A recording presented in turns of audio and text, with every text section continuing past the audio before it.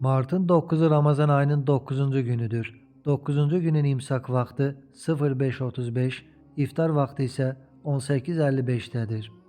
9. günün imsak duası belədir. İlahi, bu gün öz bol rəhmətini mənə nəsib et. Məni öz parlaq dəlillərinlə istiqamətləndir.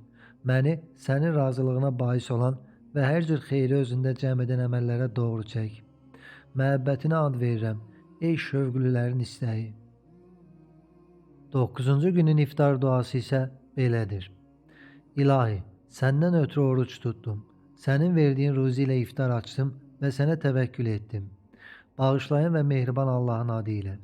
Ey hüdudsuz bağışlama sahibi, mənim günahlarımı bağışla. Allah tutduğunuz orucu və etdiyiniz duaları qəbul etsin. Amin.